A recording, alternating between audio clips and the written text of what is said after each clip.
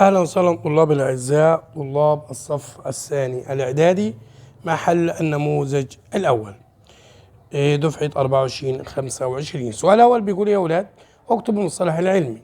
اضطراب يتسبب في اهتزاز جزيئات الوسط. دي طبعا الموجة. دي يا أولاد الموجة. استخدام جزء من ساق نبات بغرض التكاثر.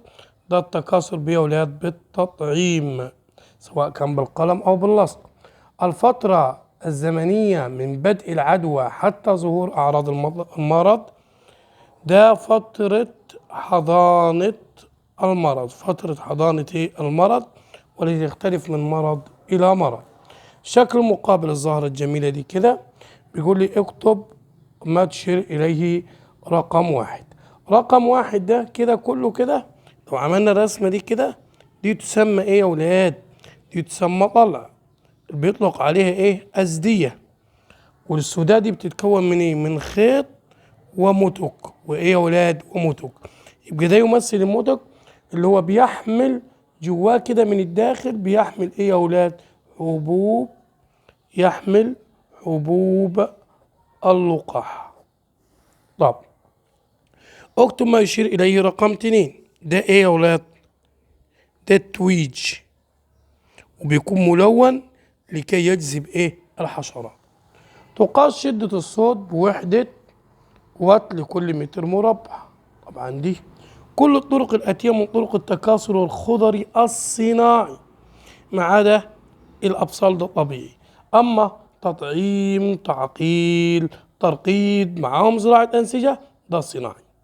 المسافة بين قمتين متتاليين أو قاعين متتاليين في الموجة المستعرضة ده يا ولاد؟ الطول الموجي. الموجة الصوتية هي عبارة عن موجات طولية ميكانيكية. القلم الرصاصي المغمور في جزء ما يبدو مكسورا ليه؟ بسبب انكسار الضوء وليس انعكاس الضوء. تمام؟ لا يسمح للخشب بنفاذ الضوء. ليه؟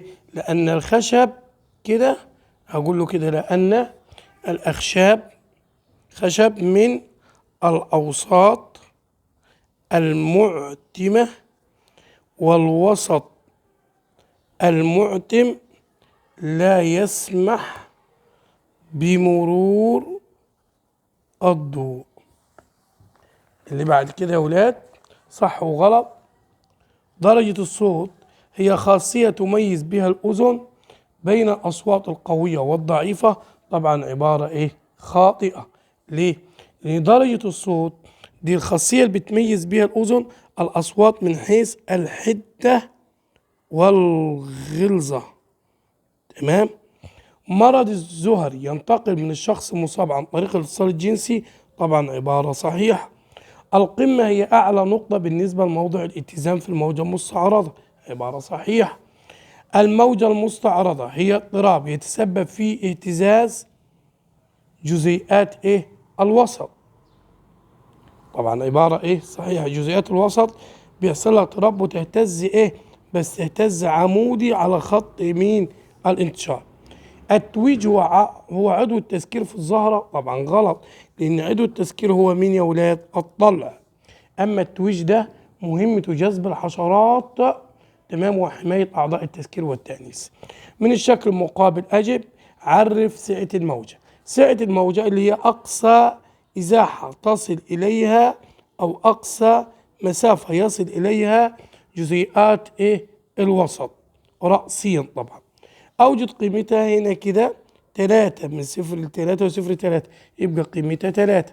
ولو جيت أعرفها هقول له أقصى مسافة تصل إليها جزيئات الوسط. عارف الطول الموجي؟ الموجة المستعرضة هو المسافة بين قمتين متتاليين أو قاعين متتاليين. المسافة بين القمة دي والقمة دي ب15 سم. طب هي بتقاس بالمتر يبقى أقول له 15 على 100 فيها يعني تقريبا كده 1.5 من 100. تمام؟ 15 على 100 سم. ده بالنسبة لمين يا ولاد؟ السؤال الثالث. السؤال الرابع ما المقصود بشدة الاستضاءة؟ هقول له هي كمية الطاقة الضوئية الساقطة عموديا على وحدة المساحات.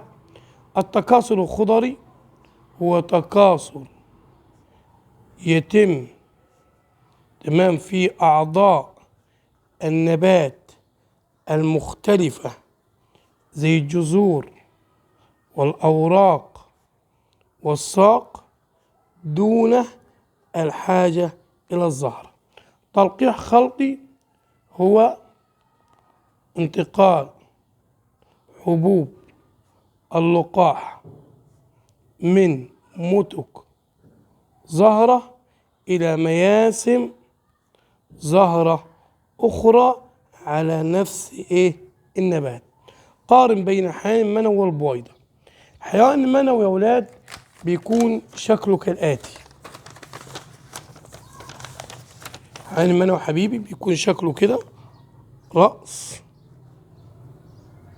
قطع وسطي، ثم الزيد. رأس، قطع وسطي، وزيد. أما البويضة بالشكل ده، فيها نواة، سيتوبلازم، غشاء بلازمي، وهنا من بره كده في غلاف خلوي متماسك اسمه غلاف خلوي. طب ايه المقارنة ما بينهم؟ ده يمثل أعضاء التسكير، ده يمثل أعضاء التأنيث. ده جسم متحرك، ده جسم ساكن. ده جسم صغير، ده جسم كبير لما تدخره من طاقة. تمام. ده يتكون من رأس وقطع وسطي وزيل. ده يتكون من غلاف خلوي وغشاء بلازمي وسيتوبلازم ونواة وغيرها. ده يحمل 23 كروموسوم تمام من أعضاء التسكير.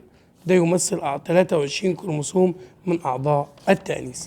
ده بالنسبة للمقارنة بين الحيوان المنوي والبويضة. أشكركم طلاب الأعزاء، ولنا ملقاء متجدد مع النموذج الثاني.